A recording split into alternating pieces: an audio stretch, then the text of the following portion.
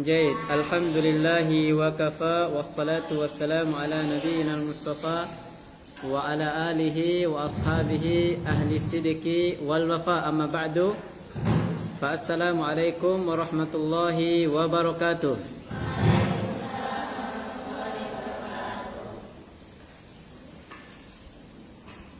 Puji syukur atas kehadirat Allah Subhanahu wa taala yang masih dan terus dengan rahmat dan kasih sayangnya kita diizinkan untuk terus menuntut ilmu. Dan ini adalah nikmat yang paling besar yang Allah Subhanahu wa taala berikan kepada hambanya. Salawat serta salam tetap tercurah limpahkan atas junjungan Nabi besar kita Muhammad sallallahu alaihi wasallam. Nabi sebaik-baiknya para nabi, sebaik-baik para bapak, sebaik-baik para suami, sebaik-baik guru, sebaik-baik makhluk yang Allah ciptakan di atas muka bumi ini, yaitu Nabi Muhammad sallallahu alaihi wasallam. Jaid, bil amsi atau qoblal usbu', minggu-seminggu yang lalu kita sudah alhamdulillah sampai udah membahas tentang tauhid, ya, tentang tauhid, di mana tauhid adalah puncak kebahagiaan seorang mukmin, ya. Tauhid itu adalah puncak kebahagiaan seorang mukmin atau seorang manusia, ya. Manusia yang bertauhid kepada Allah Subhanahu wa taala, yang mengesahkan Allah Subhanahu wa taala dan tidak menyekutukannya adalah manusia yang paling bahagia. Ya, yang paling bahagia. Tahu kenapa? Orang yang di dunia ini menginfakkan hartanya, mengumpul harta, saking kayanya sampai mengumpul hartanya, kalau dikumpulkan penuh dunia ini, sampai dia kalau beli dengan hartanya bisa membeli dunia dan isinya, saking kayanya. Tapi kalau dia tidak beriman dan mentauhidkan Allah Subhanahu wa taala, maka tidak ada manfaatnya. Dan betapa besarnya amalan seseorang hanya dengan senyum aja, bayangin. Hanya dengan senyum aja, kalau dia bertakwa dan mentauhidkan Allah Subhanahu wa taala, bisa jadi senyum itu membawa dia ke surganya Allah Subhanahu wa taala. Iya. Ya. Karena senyumnya seorang mukmin yang mentauhidkan Allah Subhanahu wa taala itu sedekah, ya. Semua gerak-geriknya mereka yang mentauhidkan Allah Subhanahu wa taala adalah pahala, karena mereka tahu semua yang mereka lakukan itu pasti bernilai pahala. Ya, pasti bernilai pahala. Adapun orang-orang yang tidak mentauhidkan Allah Subhanahu wa taala, itu orang-orang yang akan rugi dan paling rugi walaupun dia adalah orang yang paling beruntung di dunia ini. Makanya anak pernah menyampaikan dalam suatu hadis itu, ada seseorang nanti di hari kiamat, atau diriwayatkan, dinukilkan bahwa, digambarkan bahwa di kiamat nanti ada dua orang. Yang pertama orang yang paling kaya raya di dunia ini, paling kaya, dan dia tidak ada orang yang lebih kaya dari dia. Saking kayanya, hidupnya itu mewah sekali. Ketika dia meninggal, Allah memperlihatkan ternyata dia bukan orang yang bertauhid kepada Allah Subhanahu wa taala. Ketika dia meninggal, baru aja melihat api neraka atau memasukkan kaki kirinya atau menginjak secuil dari api neraka itu, dia merasa bahwa dia adalah orang yang paling rugi dan paling sengsara di dunia. Bayangin, ya. Karena apa? Karena dia tidak bertauhid kepada Allah. Dan bayangin ada seseorang yang hidupnya di dunia ini biasa-biasa saja. Makan pagi kerja pagi, makan siang kerja siang, makan sore kerja sore. Saking sulit mendapatkan dunia ini. Tapi ketika dia meninggal dengan iman dan takwa dan tauhid kepada Allah Subhanahu wa taala, pas Allah lihatkan atau memasukkan dia baru aja di pintu surga, dia merasa bahwa dia adalah orang, tidak ada orang yang paling bahagia kecuali dia. Bayangin, itulah orang yang bertauhid kepada Allah Azza wa Jalla. Makanya ada ulama yang mengatakan bahwa kamu tidak akan pernah masuk surga akhirat sebelum kamu masuk surga dunia. Apa itu surga dunia? Mengenal Allah dengan sebenar-benarnya pengenalan, ya, mengenal Allah dengan sebenar-benarnya pengenalan. Dan yang pertama kali disuruh, dihimbau, disuruh Allah Subhanahu wa taala kepada hamba-hambanya disuruh oleh Rasulullah SAW kepada umatnya untuk belajar adalah belajar tauhid, ya, belajar tauhid. Karena dakwah pertamanya Rasulullah ketika diutus apa? Tauhid. Dan semua para rasul, para anbiya diutus itu untuk mendakwahkan apa? Tauhid, ya. Maka sangat aneh kalau kita tidak mau belajar tauhid yang benar, ya. Oke, jadi adapun sekarang setelah kita mengetahui tauhid, ya, setelah kita tahu bahwa Allah itu sangat-sangat cemburu, Allah itu sampai mengatakan ana agna syuraka anisyirik. Saya itu orang yang paling tidak butuh dengan sekutu. Kalau kita itu sedikit-sedikit minta tolong, sedikit-sedikit minta ini, kita nggak mungkin bisa hidup sendiri, nggak mungkin, mustahil, ya, mustahil. Dan Allah mengatakan ana agna syuraka anisyirik, dan saya adalah orang yang paling tidak butuh dengan sekutu. Man asyraka ma'iya ghairi, barang siapa yang menyekutukan aku dengan sesuatu, katanya apa kata Allah? Taraktuhu ma'asyirkihi, maka aku akan tinggalkan dia dengan syiriknya, dengan kesyirikannya. Bayangin coba, kalau Allah sudah tinggalkan kita, bisa apa kita? Bisa apa? Enggak ada yang bisa kita lakukan. Nafas tidak bisa. Mau gimana? Allah yang punya semuanya. Kalau Allah sudah meninggalkan seorang hamba dengan dirinya sendiri, maka hamba itu tidak ada harganya, tidak ada nilainya, apalagi mau mendapatkan kehidupan yang bahagia. Dan sekarang kita akan belajar tentang di dunia syirik, antonimnya tauhid. Kenapa kita harus tahu didnya? Kenapa kita harus tahu antonimnya? Biar kita tidak terjerumus dan tauhid kita batal. Itu saking pentingnya maudhu yang kedua ini. Kalau kita sudah bertauhid, kita tidak tahu apa lawan dari tauhid itu, kadang-kadang kita akan kepleset dan terjerumus dalam kesyirikan, batallah tauhid kita. Apa manfaatnya coba? Sudah capek-capek beribadah sampai 70 tahun dikasih Allah umurnya, ternyata di akhir hayatnya dia tidak tahu tentang syirik, terjerumus. Tahu dosa syirik saking besarnya? Tidak ada. Semua dosa sebesar apapun dosa kita kepada Allah Subhanahu wa taala semuanya diampuni, kecuali satu itu aja. Syirik. Ya, kecuali. Dan dosa yang paling besar, di atas dosa yang paling besar adalah syirik asgor, syirik kecil. Tahu syirik kecil itu apa? Ketika kalian pakai cadar karena ingin dilihat orang, belajar di AKS karena ingin dilihat orang, pakai berpakaian panjang karena ingin saya karena kelihatan cantik kalau keluar itu insya Allah akan dipuji banyak orang. Itu syirik kecil. Saya belajar ingin ngomong pakai bahasa Arab, saya ingin karena ingin didengar sama Ustadz Amrin. Oh biar bahasa saya lebih keren kan? Kan guru bahasa Arab di sini ada Ustadz Irfan, Ustadz Amrin, Ustadz Konita. Nanti kalau saya lewat setiap Ustadz ini, saya belajar bahasa Arab hanya untuk didengar Ustadz. Tahu buktinya apa? Kalian tidak ngomong pakai bahasa Arab kecuali ada Ustadz. Dan itu perlu dikoreksi hatinya. Benar nggak belajar agama ini karena Allah?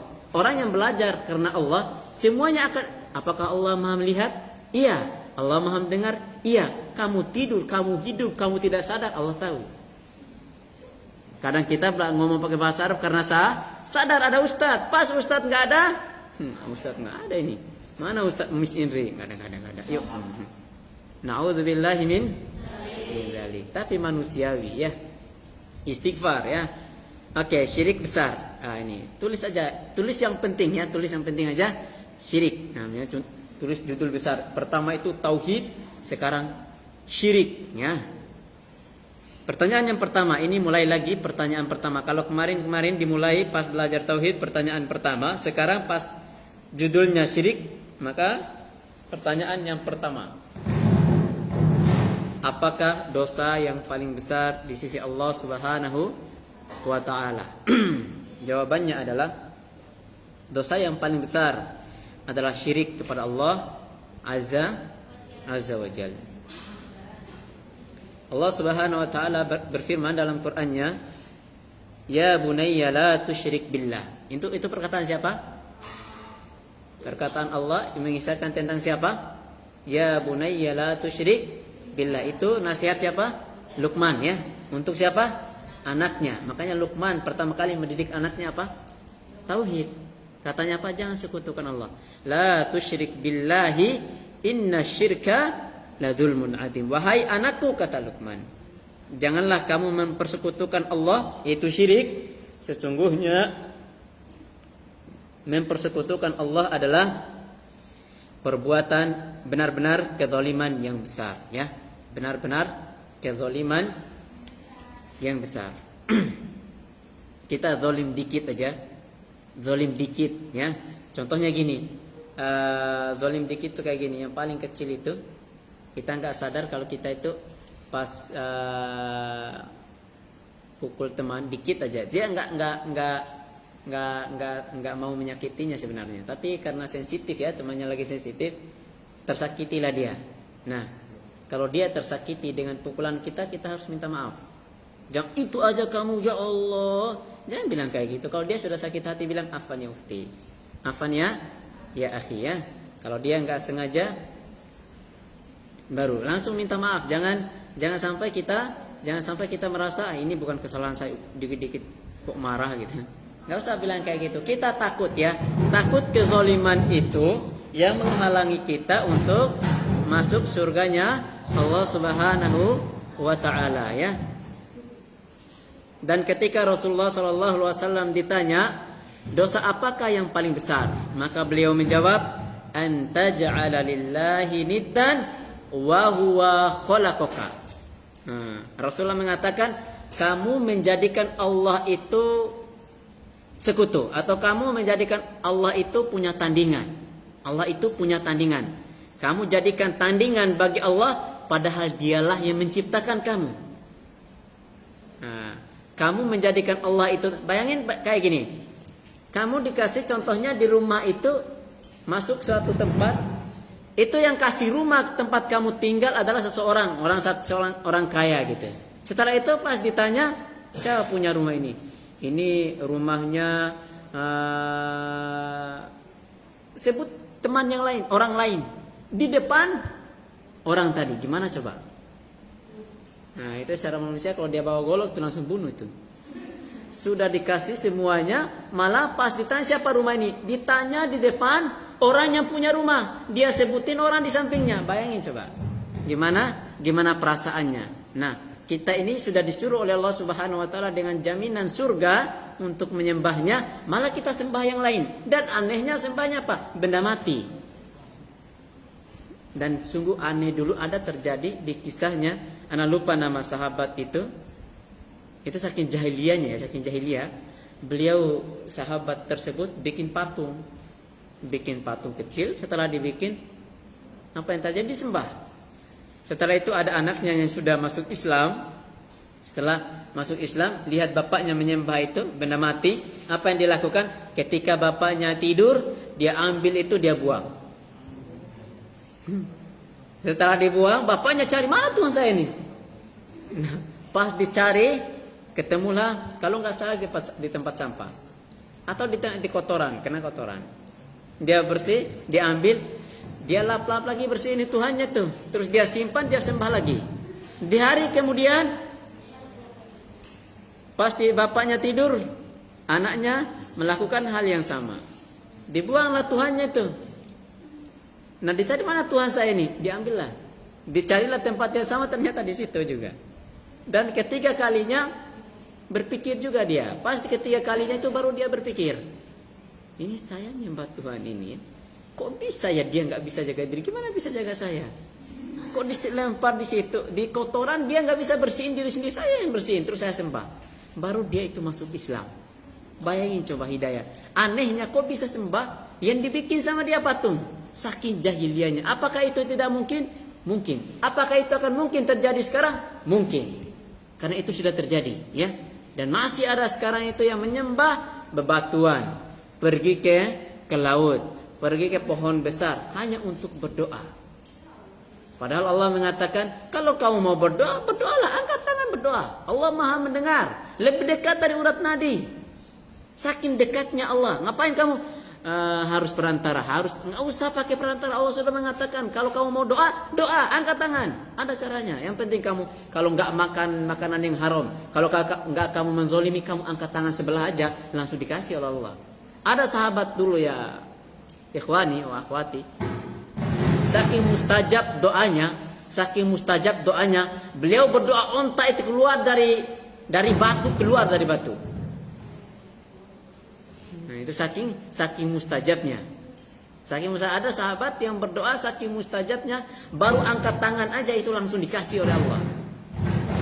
Itu saking mustajabnya. Dan kalian adalah calon ibu dan bapak,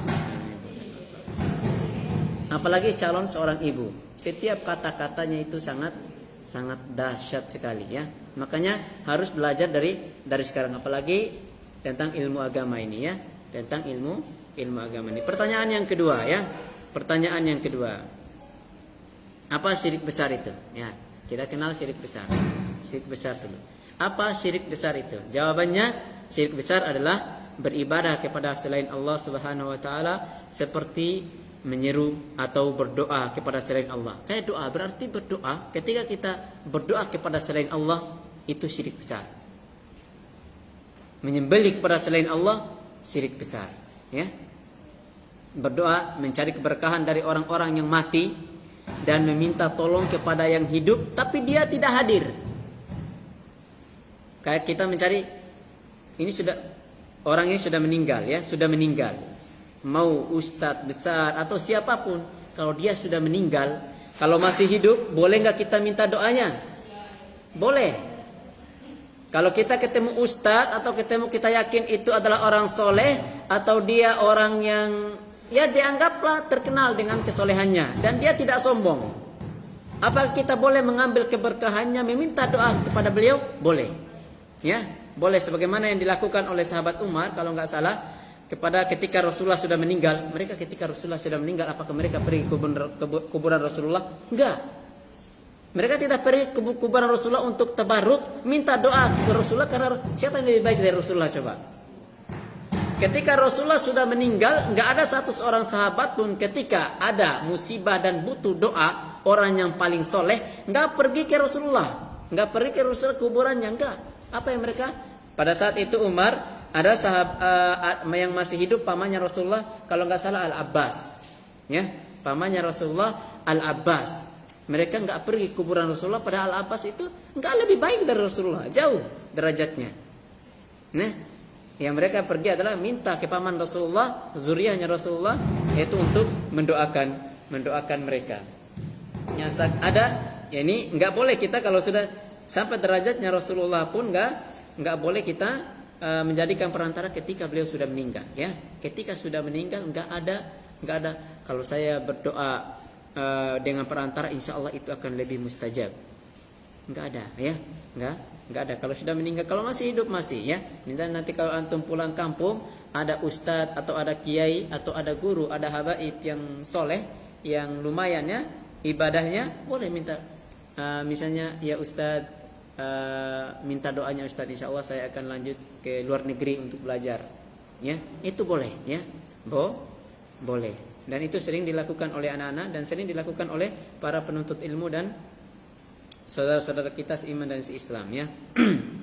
Allah Subhanahu wa taala berfirman, wa'budullaha wa la tusyriku bihi syai'a. Beribadahlah kepada Allah dan janganlah kamu mempersekutukannya dengan sesuatu pun. Itu perintah, ya. Wa'budullaha, Allah perintahkan kepada kita, wa'budullaha wa la tusyriku bihi syai'a, dan jangan menyekutukannya dengan sesuatu. Rasulullah sallallahu alaihi wasallam bersabda, akbarul kabair al-isyraku billah. Dosa terbesar dari yang paling besar adalah berbuat syirik kepada Allah. Dosa terbesar yang paling besar adalah berbuat syirik kepada Allah azza wa jalla. Tahu ya syirik, ya? Paham ya insyaallah, menyekutukan Allah. Kalau kita mau berdoa kepada Allah. Kalau kita mau salat kepada Allah. Semua ibadah itu diarahkan kepada Allah kalau mau ada manfaatnya. Paham di sini? Oke. Pertanyaan selanjutnya. Apakah syirik itu ada di kalangan umat Islam saat ini? Oke. Apakah syirik itu ada di kalangan umat Islam saat ini? Jawabannya ya, ada. Dalilnya terdapat nih, berdalil dengan Al-Qur'an lagi. Dalilnya terdapat dalam firman Allah Ta'ala, wa ma yu'minu aktsaruhum billahi illa wahum musyrikun. ya. Dan sebagian besar dari mereka tidak beriman kepada Allah, melainkan dalam keadaan mempersekutukan Allah dengan sembahan-sembahan yang lain. Sekarang itu banyak. Dan ada kadang kita berbuat, kadang banyak yang melakukan kesyirikan tapi dia tidak sadar. Tidak sadar. Contohnya kayak gini. Ya ukhti, kalau nggak anti hadir, kalau nggak anti nggak ada tadi, mati saya sudah. Anti kalau nggak buka pintu tadi mati saya. Jangan biasakan kata-kata seperti itu ya. Jangan biasakan. Takutnya kita sampai tahu ketika dikatakan terus diucapkan seakan-akan yang menolong kita itu adalah dia. Padahal yang menakdirkan dia untuk datang ke situ adalah Allah. Ya. Semua apapun yang terjadi, baik hal baik dan yang buruk itu atas takdirnya Allah. Jangan sampai ucapin tanpa sadar. Sampai di bab akidah itu, di pelajaran tauhid itu, sampai kita dalam bahasa Arab nggak boleh kita mengatakan pakai wa. Wa itu artinya dan. Berarti itu artinya menyandingkan sesuatu dengan sesuatu yang lain. Ya, contohnya fulan dan fulan itu kan berarti sama ya. Nah dalam kalaupun bukan karena kamu, nah itu sudah. Kalau kita bilang kayak gini, kalaupun bukan karena Allah dan kamu juga nggak boleh. Yang benar kayak gimana? Ya ukhti, kalau bukan alhamdulillah, kalau bukan karena Allah kemudian. Sampai detail segitunya ya. Hati-hati dalam mengucapkan kalimat-kalimat yang sampai menjerumuskan kita ke dalam kesyirikan. Itu bahaya sekali ya, bahaya. Sangat-sangat berbahaya. Makanya dulu tahu kisahnya Khalid bin Walid. Khalid bin Walid itu adalah pedangnya Allah atau mujahid atau terkenal dengan pedangnya Allah Subhanahu wa taala yang ketika berperang beliau tidak pernah kalah. Kalau pimpin peperangan udah menang sudah. Saking seringnya menang sampai tahu perang Uhud. Nah, perang Uhud itu hampir, kalau perang Badar tahu perang Badar? Perang Badar itu perang pertama kali antara orang muslim dan orang kafir ya. Dan yang memenangkan perang Badar itu siapa? Orang mukmin. Mukmin kalau Badar ya. Ya. Pas datang perang Uhud, orang kafir Quraisy ingin balas dendam. Dan pertama kali perang itu sebenarnya yang menang siapa? Mukmin. Muslim. Nah, tapi Khalid saking pintarnya, cerdiknya, dia melihat suasana dan keadaan. Ketika orang-orang mukmin, para sahabat itu melanggar perkataan Rasulullah turun dari gunung Uhud, turun mereka mana? Turun. Khalid melihat. Khalid itu nggak asal mundur dia, melihat situasi. Saking pintarnya ambil arah dari belakang.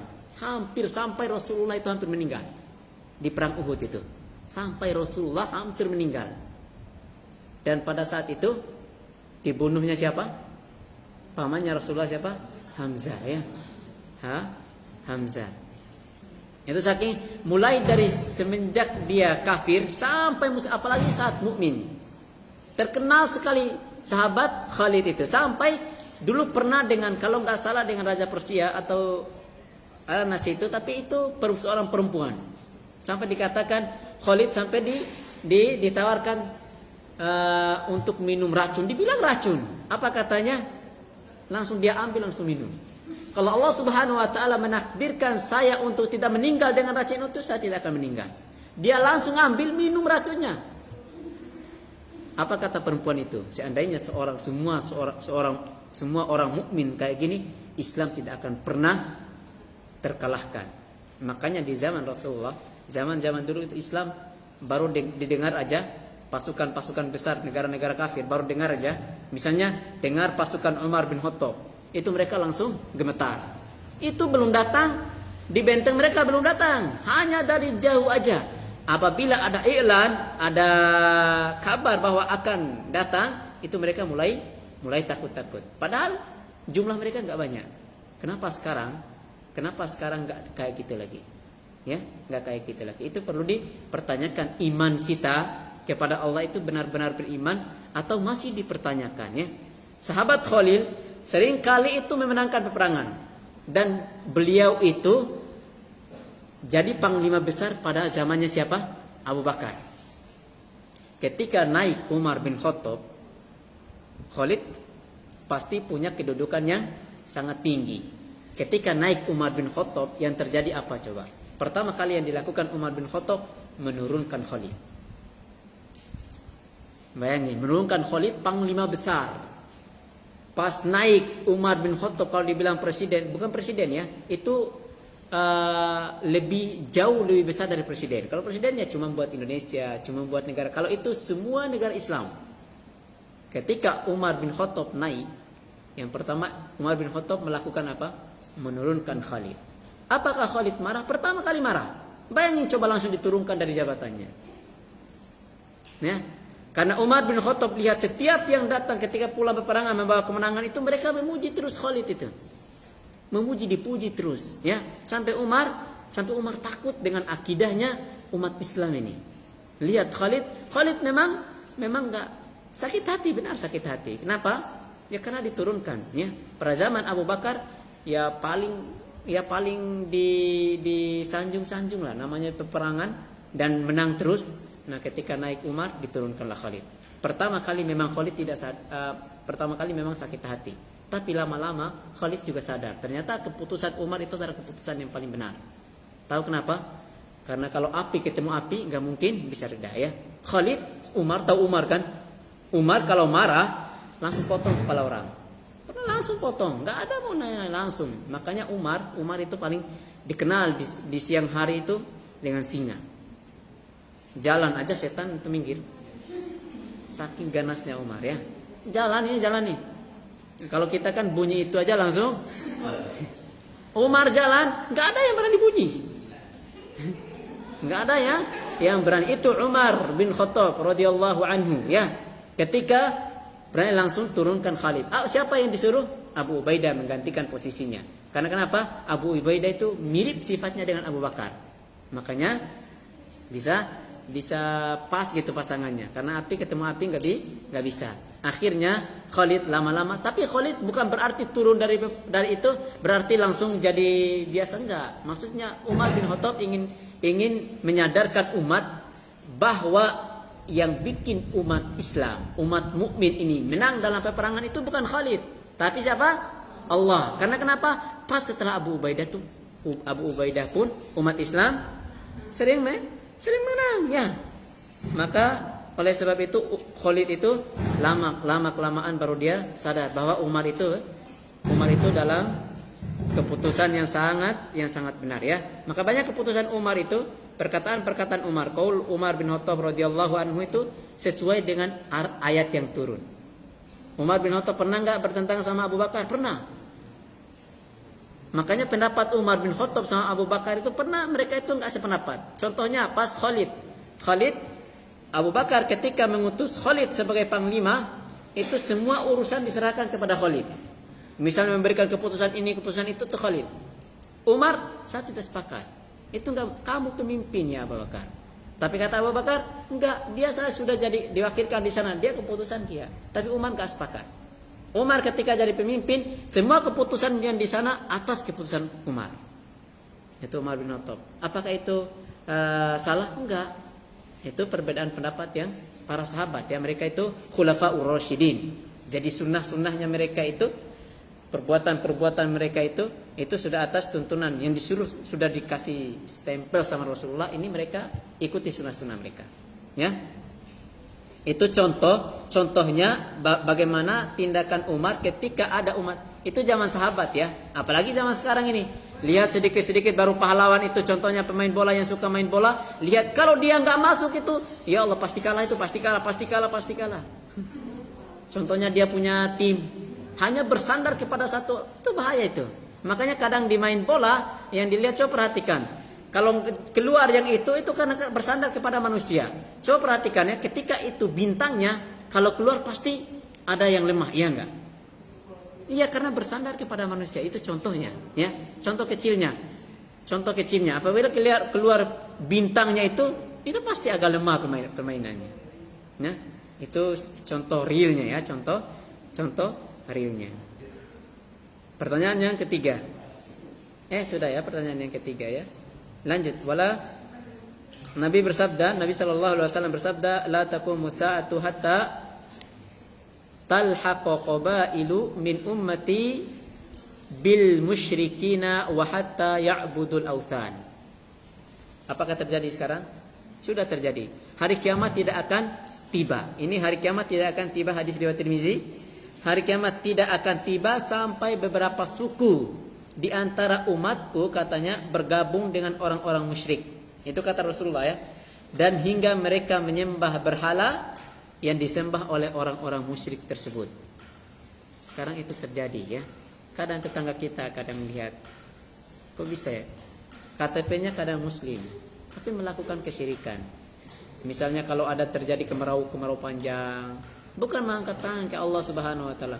Kadang mereka pergi ke mata air, atau mereka pergi ke tepi sungai, atau mereka pergi ke batu-batu besar, ke pohon-pohon besar untuk apa? Untuk berdoa. Nauzubillahi min dzalik ya. Itu adalah kesyirikan yang nyata ya. Pertanyaan selanjutnya, apa hukum berdoa kepada orang mati? Ini sudah jelas sebenarnya. Apa hukum berdoa kepada orang mati atau orang hidup yang tidak hadir? Ini berdoa secara bahasa aja, berdoa kepada orang mati atau berdoa kepada orang hidup yang tidak hadir. Berdoa kepada orang mati atau mereka yang tidak hadir adalah sebuah bentuk syirik besar. Ternyata itu adalah syirik besar. Allah Subhanahu wa taala berfirman, "Wala tad'u min dunillahi ma la yanfa'uka wa la yadurruk. Fa in fa'alta fa innaka idzan minadh dhalimin." Dan janganlah kamu menyembah apa-apa yang tidak memberikan manfaat dan tidak pula memberikan mudarat kepadamu selain Allah. Sebab jika kamu berbuat yang demikian itu, maka sesungguhnya kamu kalau begitu termasuk orang-orang yang zalim ya. Ya aneh gitu ya. Aneh, sangat aneh sekali. Kita berdoa kepada orang yang mati. Yang banyak terjadi sekarang itu bukan berdoa kepada kuburan. Coba tanya, ziarah kubur itu boleh enggak? Sangat dibolehkan dan disyariatkan. Dulu pernah dilarang karena memang ada sebabnya. Dilarang itu karena banyak yang pergi ke kuburan sampai berubah berdoa kepada kuburan. Sampai dilarang dulu. Makanya kata Rasulullah, kuntu nahaitukum anhu. Saya pernah melarang kalian untuk berziarah kuburan. Fazuruhu. Maka sekarang berziarahlah. Ketika masa itu sudah mulai hilang, masa-masa menyembah kubur, maka Rasulullah suruh berziarah. Untuk apa? Untuk mengingat kematian. Karena Rasulullah mengatakan, aktsiru min dzikriha hadimil ladzat, ya. Perbanyaklah mengingat kematian. Maka yang paling besar adalah lihat kuburan orang. Yang salah sekarang itu bukan ziarah kuburnya, bukan. Yang salah itu ketika kita pergi kuburan, bertabaruk kepada kuburan. Ya. Ketika kita meyakini bahwa ketika kita berdoa bertabaruk dengan inilah kuburan orang soleh, kita berdoa dan meminta kepada beliau untuk berdoa kepada Allah, itu yang salah. Menjadikannya perantara. Itu yang salah. Berziarah kepada kuburan, apa sih sebenarnya? Kalau kita pergi kuburan, apa yang dilakukan? Kita pergi ke kuburan, mendoakan mereka. Itu yang benar. Pergi ke kuburan, ucapkan salam, katakan, angkat tangan, berdoa, bersambil berdiri. Setelah itu udah pulang. Ya, pulang, ambil. Ya, berpikir gimana kalau kamu berada di bawah tanah itu. Tidak ada satupun dalam ukuran yang sangat sempit sekali. Dan tidak ada satupun orang yang menolong kamu. Bayangin ya, jangankan di kuburan yang sempit itu, di kamar. Contohnya di Dubai. Dubai itu besar ya, di kamar. Lumayan kan besar kamar kalian satu kamar. Ikhwan itu Palestina lumayan besar ya. Satu kamar ditinggal sama satu orang. Semua orang keluar kajian, satu orang di situ tinggal di kamarnya. Semua lampu mati, kunci pintu. Coba gimana bayangin keadaannya, dan kamu sendiri di situ nggak bisa bergerak karena kamu sakit, nggak bisa turun dari ranjangnya. Mungkinkah itu terjadi? Bertahan nggak kamu? Bayangin ketika kamu berada di bawah tanah yang sempitnya itu benar-benar sempit ya, benar-benar untuk badan kita, ya benar-benar. Makanya kalau kita pergi kuburan, coba perhatikan gimana? Bayangin, bukan antum berdoa kepada mereka yang sengsara, ya. Sengsara, kadang mereka itu sengsara ya. Kalau kita tahu, kadang makanya di zaman Rasulullah pernah melewati kuburan. Yang Rasulullah itu tahu itu kuburan itu penghuni kubur itu sedang disiksa. Teriakannya itu didengar sama Rasulullah. Makanya Rasulullah pada saat itu ambil 2 ranting kelapa kurma terus ditancap di situ. Semoga itu, kata Rasulullah, bisa meringankan siksaannya. Maka dalam riwayat, kenapa itu disiksa? Ditanya tahu kenapa itu disiksa? Tidak bersih mencuci kencingnya. Berarti dia tidak membersihkan air kencingnya dengan benar, ya. Itu besar sekali ternyata ancamannya, Ustaz. Iya. Kan tahu kenapa? Antum kalau tidak bersih cuci kencingnya, gimana kamu mau sholat? Coba. Berhadapan dengan Allah, nggak mungkin. Makanya orang yang lalai untuk itu sangat fatal akibatnya, ya. Itu Rasulullah tahu pada saat itu. Makanya kalau kita pergi kuburan, berdoa untuk mereka, ya. Berdoa untuk mereka, angkat tangannya. Kalau dulu anak pernah sebelum bersafar itu biasanya orang tua itu pergi kuburan, bawa air, bawa daun pandan atau bawa bunga pergi kuburan. Apa coba yang dikasih tahu? Itu anehnya dan anak masih ingat, dan itu termasuk kesyirikan. Apa yang dilakukan? Apa katanya? Kata, wahai bapak, wahai ibu, insya Allah cucumu akan pergi ke Jawa menuntut ilmu. Maka jagalah dia dari sisi kanan, jagalah dia dari sisi kiri, jagalah dia dari belakang. Disuruh kayak gitu. Kalau seandainya bisa ngomong, itu langsung tarik ke bawah itu. Saking mereka itu sangat membutuhkan. Makanya dalam hadis itu orang yang sudah meninggal itu yang mereka butuhkan itu yang bermanfaat ada 3 aja. Ya, ada 3 siapa? Anak yang soleh. Apalagi? Amal jariah. Cuma yang ketiga? Ilmu yang bermanfaat. Dan kalian sekarang berada di yang ketiga sekarang. Dan juga yang anak yang soleh. Insya Allah itu yang dibutuhkan. Bukan anak yang datang ke kuburan orang tua minta orang tuanya jagain cucunya. Nauzubillahi min zalik. Itu orang tuanya kita yang sudah meninggal itu butuhnya apa? Istighfarnya kita. Kalau kita beristighfar untuk orang tua, kita bersedekah, kita niatkan untuk orang tua, itu semuanya nyampe ke mereka. Itu ketika makanya dalam satu riwayat, kalau anak nggak salah lupa, ya, nggak salah lupa. Kalau nggak salah ingat, nggak salah lupa. Kalau nggak salah ingat, itu ada memang nanti ada orang tua yang sampai dia kaget sendiri. Dia di posisi yang sangat posisi yang dia kaget di akhirat itu. Ketika ditanya, ternyata ketika tanya malaikatnya dikatakan bahwa kamu berada di posisi ini karena istighfar anakmu di dunia. Makanya sangat bermanfaat, ya. Kalaupun keluarga kita, cucu atau nenek kakek kita, cucu nggak mungkin ada. Nenek kakek kita atau buyut di atas? Buyut, ya. Buyut di bawah, ya. Atau kakek nenek kita yang ke atas itu kalau sudah meninggal setelah sholat, atau setiap setelah selesai sholat, atau setiap selesai belajar, setiap selesai membaca Al-Quran, angkat tangan kalian sedikit, 2 menit, 1 menit aja, bacakan Al-Fatihah, kirim ke mereka.